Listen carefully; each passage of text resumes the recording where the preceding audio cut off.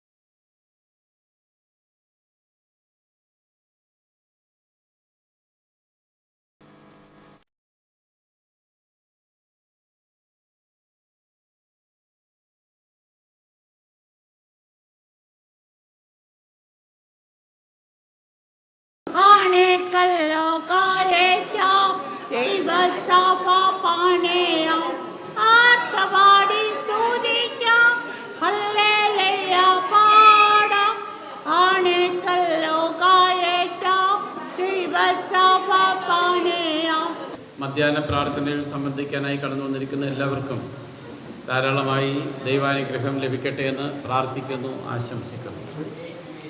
കലയോരം ആശ്രയ സങ്കേതത്തിലെ താമസക്കാർക്ക് പുറമെ നമ്മുടെ വാളകവും കൊട്ടാരക്കരയും കലയോരം ഇഞ്ചക്കാട് പ്രദേശങ്ങളിലായി നിരവധി ദൈവദാസന്മാർ ഇന്നത്തെ മീറ്റിങ്ങിൽ പങ്കെടുക്കുന്നു.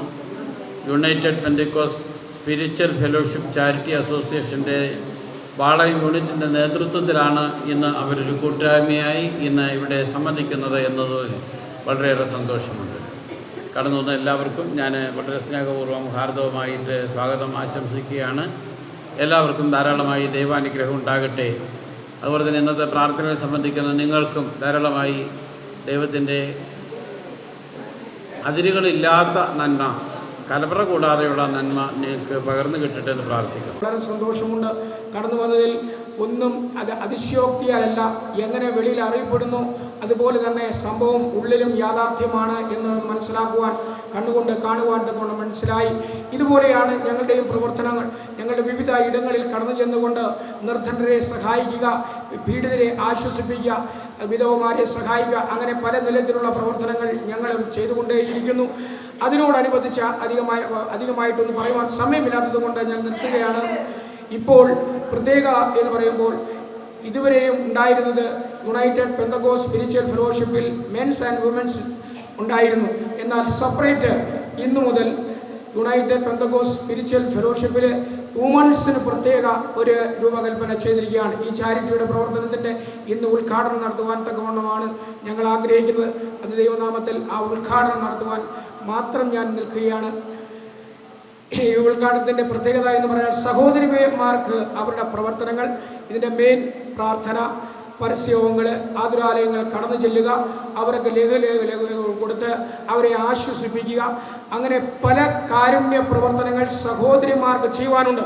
പിതാവിൻ്റെയും പുത്രൻ്റെയും പരിശുദ്ധാത്മാവിൻ്റെയും നാമത്തിൽ അടിയൻ ഇതാ വുമൻസിൻ്റെ ഈ ചാരിറ്റി പ്രവർത്തനത്തെ ഉദ്ഘാടനമായും ദൈവസന്നിധിയിൽ സമർപ്പിച്ച് പ്രാർത്ഥിക്കുന്നു. ആമേൻ, ആമേൻ, ആമേൻ.